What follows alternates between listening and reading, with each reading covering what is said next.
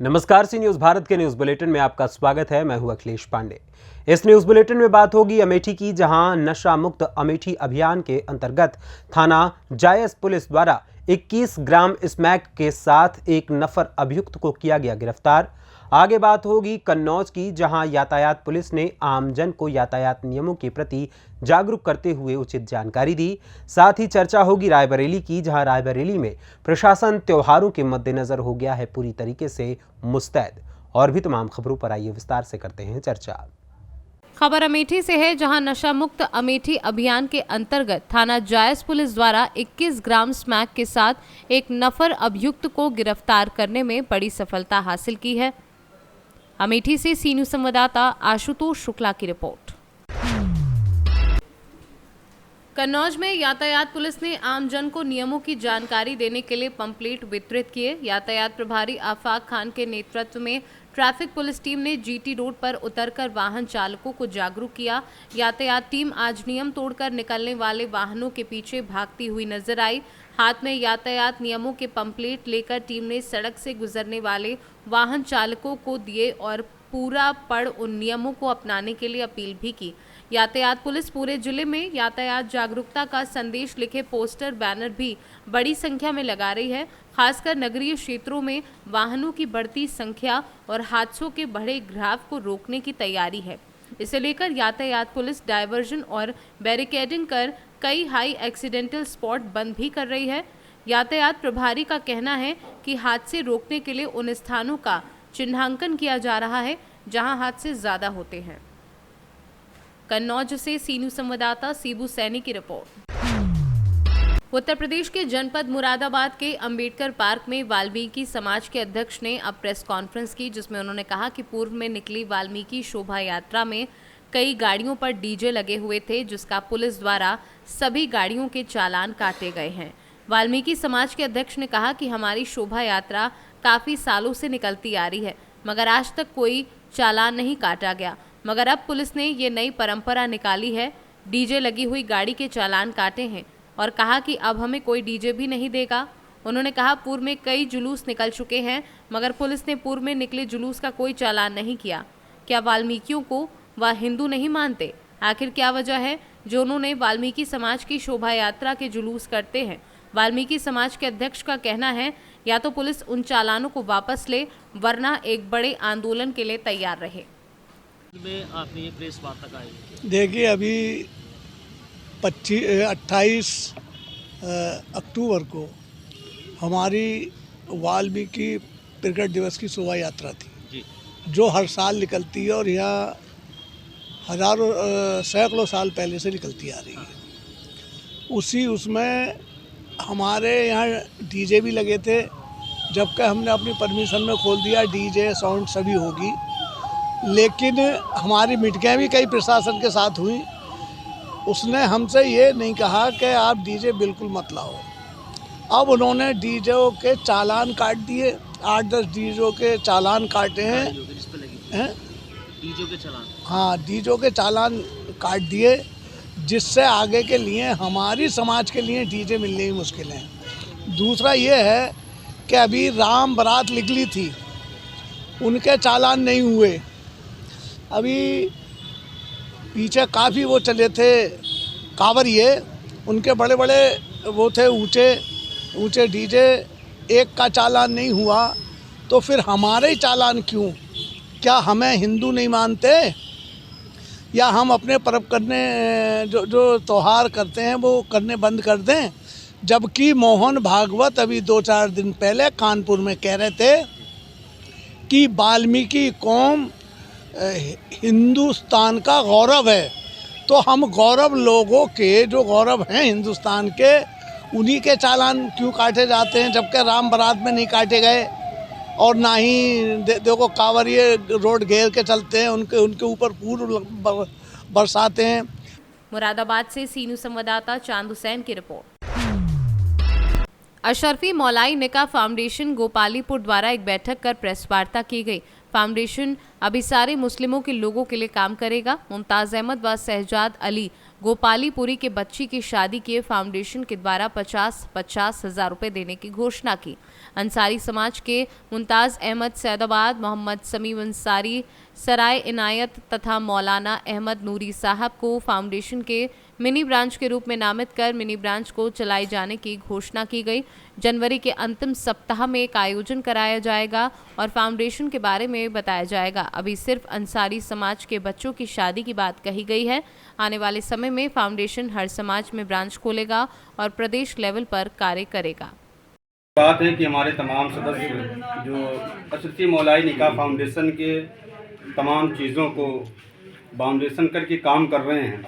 मौजूदा हालात पे सिर्फ अंसारी समाज की बात की जा रही है और इंशाअल्लाह अज़ीज़ आने वाले वक्त पर हर समाज के लोगों का ख्याल किया जाएगा और इंशाअल्लाह जो लोग जिस तरह इसमें बढ़ चढ़ कर हिस्सा लेंगे, जो लोग ब्रांच चलाना चाहते हैं, उनसे यही गुजारिश रहेगी कि आप अपने हिसाब से जो जगह जिस जगह हैं, आप अपने ख्वाहिशमंद हजरात को, जो लोग मदीना शरीफ जाना चाहते हैं या जो लोग इस फाउंडेशन से जुड़ना चाहते हैं, सिर्फ एक ही मकसद है, गरीब लोगों की मदद की जाए या जिन बेटियों का निकाह नहीं हो पा रहा है, यहाँ के लोगों के ज़रिए से उन बेटियों का निकाह किया जाएगा और जो मदद हो सकेगी इंशाअल्लाह वो कराया जाएगा। ये अशरफी मौलाई फाउंडेशन का यही कहना है और तमाम मेंबरान का भी यही कहना है कि मौजूदा हालत में सिर्फ अंसारी समाज की बात की जा रही है और इंशाअल्लाह अज़ीज़ ये जब अस्तर लेवल पर चला जाएगा, यानी बड़े लेवल पर जाएगा, तो हर समाज की बात की जाएगी। मौलाई निकाह फाउंडेशन का नींव रखा गया और इसमें कई लोग शामिल हैं। उसका मकसद क्या है? इसका मेन मकसद ये है, ये मुस्लिम समाज के जितने भी धार्मिक कार्यक्रम हैं वो और जितने भी दुनियावी कार्यक्रम हैं, जैसे पढ़ाई किसी बच्चों के गरीब है वो पढ़ नहीं पा रहा है, उसका दाखिला नहीं हो पा रहा है, तो हम लोग दाखिला कराएंगे और आने वाले दिनों में 20 नवंबर 2024 हम निर्धारण किए हैं। 2 लोगों को हम मुफ्त में भेजेंगे और उसके अलावा जो है 20 लोगों का हमारा टारगेट है। कम से कम मूल्य में हम लोगों को जाएंगे, बताएंगे, अपने मकसद को तैयार करेंगे, पूरी टीम फिर भेजा जाएगा। क्या गरीब बच्चियों को आप शिक्षा, शादी विवाह आपका संस्था कराएगा फाउंडेशन? यही तो इसका मेन ही मकसद है। गरीब बच्चियों के लिए आज हमारी संस्था 50-50 हज़ार की घोषणा कर दी है। जल्द से जल्द उन बच्चियों को पैसा उपलब्ध करा दिया जाएगा हमारे फाउंडेशन के द्वारा। इसका जब आकार बनते ही उनको पैसा मिल जाएगा, मतलब जनवरी के अंतिम सप्ताह में हर हाल में हमारा प्रयास रहेगा कि उनको पैसा दे दिया जाएगा। अभी आपके फाउंडेशन में कितने सदस्य हैं? अभी हमारे फाउंडेशन का बहुत बड़ा आकार नहीं हो पाया है। यह फाउंडेशन बहुत तत्काल बनाया गया है। मुस्लिम समाज, अंसारी समाज को चलाया जाएगा, गरीब बच्चे बच्चियों की शादी कराया जाएगा और जो हज उम्रा पर नहीं जा सकते उनको हज उम्रा कराया जाएगा। ये फाउंडेशन का जो है शर्तें हैं, यही शर्तें से हम अपना विराम करते हैं। प्रयागराज से सीनू संवाददाता अनिल कुमार मौर्य की रिपोर्ट। खबर रायबरेली से है, जहां पर जिलाधिकारी के निर्देश पर सिटी मजिस्ट्रेट पसियो सिटी के नेतृत्व में भारी पुलिस बल के साथ पटाखा गोदामों में छापेमारी की गई है। जिलाधिकारी हर्षिता माथुर के निर्देश पर दिवाली पटाखों से किसी अप्रिय घटना से बचने के लिए सघन चेकिंग अभियान चलाया गया। सिटी ने शहर व कस्बे में लगभग आधा दर्जन से अधिक पटाखा गोदामों व दुकानों पर तलाशी अभियान चलाया, जहां कुछ पटाखा गोदाम में गड़बड़ी मिलने पर संचालकों को फटकार लगाई। वहीं सिटी मजिस्ट्रेट प्रकाश चंद्र ने हिदायत देते हुए कहा कि किसी अप्रिय घटना से बचने के लिए अग्निशमन यंत्र के साथ साथ गोदाम के आसपास पानी व बाल्टी तथा बोरी में बालू भरकर रखने के निर्देश दिए हैं। सर, आज पटाखे की दुकानों पर छापेमारी की गई है, क्या निकला?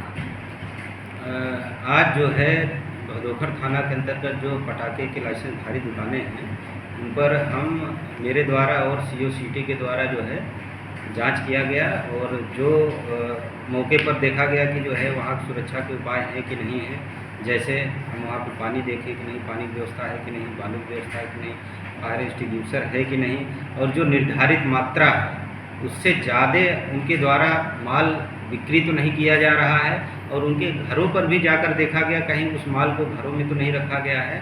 तो ये सब जांचें किया गया और उनको आवश्यक निर्देश दिए गए। रायबरेली से सीनू संवाददाता मृदुलेश त्रिपाठी की रिपोर्ट।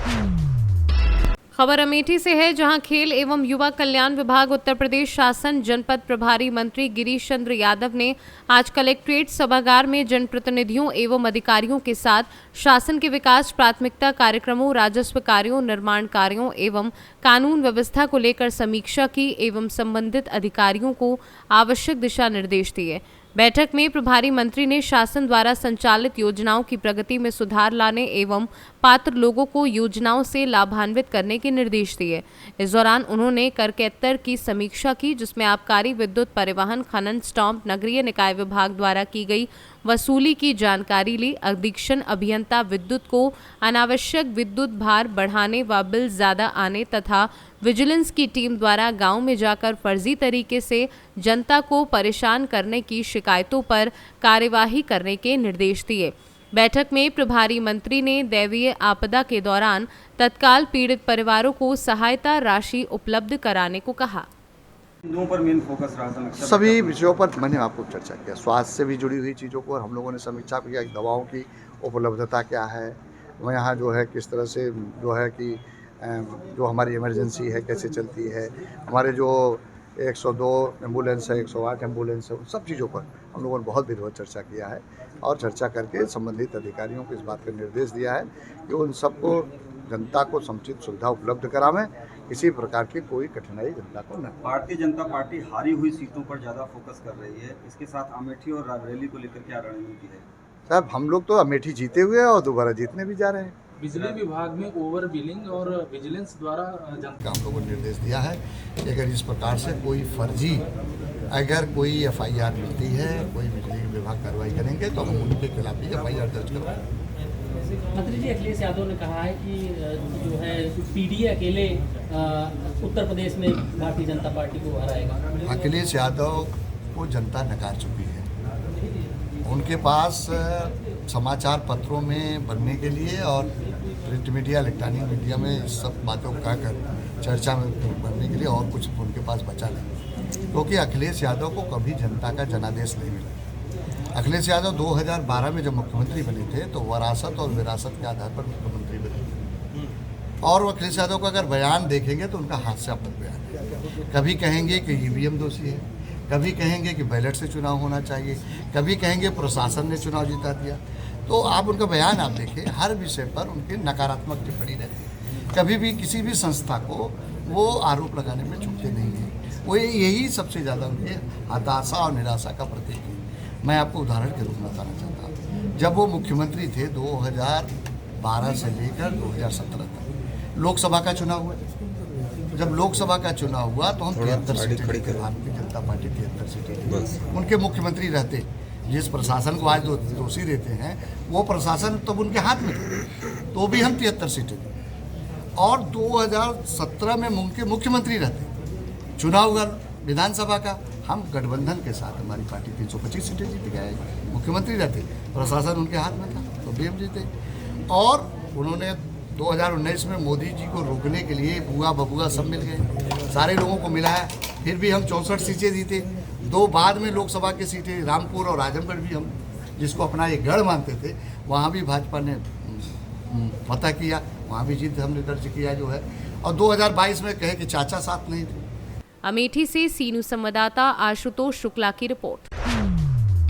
आजमगढ़ थाना कप्तानगंज 2 पक्षों में जमकर मारपीट हुई, जिसका वीडियो सोशल मीडिया पर वायरल हो गया, जो क्षेत्र में चर्चा का विषय बना था, जिसका खुलासा आज प्रेस कॉन्फ्रेंस में पुलिस अधीक्षक नगर शैलेंद्र लाल ने किया।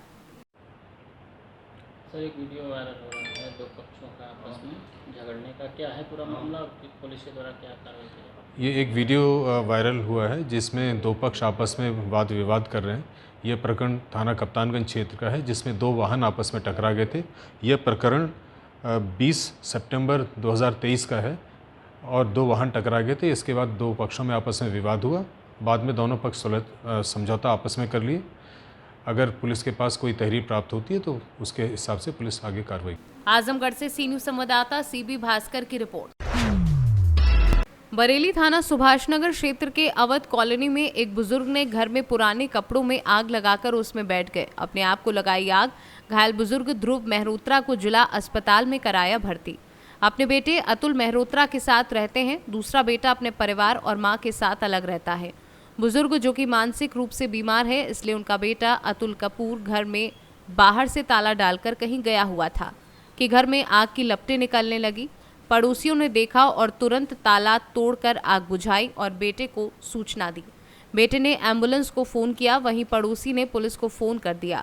थाना सुभाषनगर एसआई नफीस अहमद घायल बुजुर्ग को अस्पताल ले जाने लगे, लेकिन एम्बुलेंस को फोन कर दिया गया था। उसके बाद एम्बुलेंस से घायल मरीज को अस्पताल पहुंचाया। मौके पर पहुंचे मय फोर्स के साथ सीओ सेकंड ने भी घटना की जानकारी ली। बरेली से सीनू संवाददाता बीएस चंदेल की रिपोर्ट।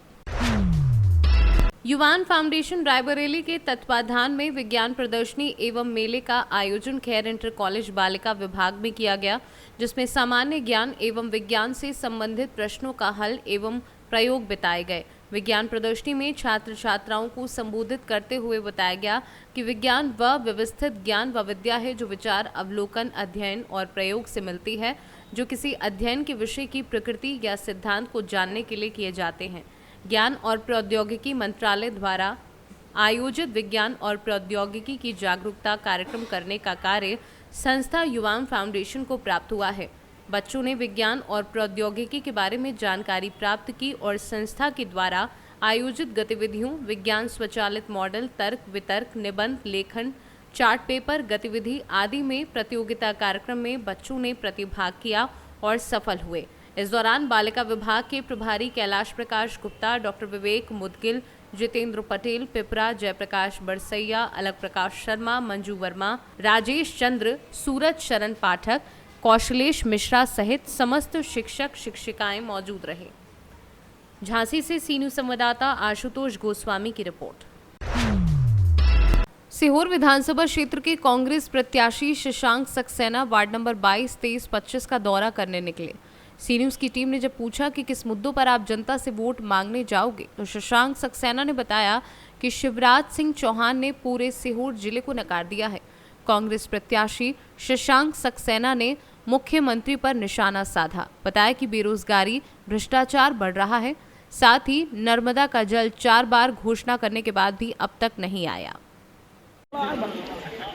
रमेश सक्सेना को किस मुद्दे पे वोट देना चाहते हैं आप? मेरी डोरी दिलवाया था हमने रमेश सक्सेना। भाजपा ने कुछ नहीं किया? क्यों नहीं किया कुछ? आपने बोला, विधायक जी से बोला कुछ कि भैया कुछ करवा दो, लेकिन आप उन्हें अपन गाय नहीं भैया उनका। अब आप जब जाओगे नहीं, बोलोगे नहीं तो कैसे करेंगे? सीहोर से सीनू संवाददाता रजनी राय की रिपोर्ट। फिलहाल के लिए इस न्यूज बुलेटिन में बस इतना ही। देश दुनिया की तमाम खबरों के लिए देखते रहें न्यूज भारत। हर खबर आपके साथ, आपके हाथ।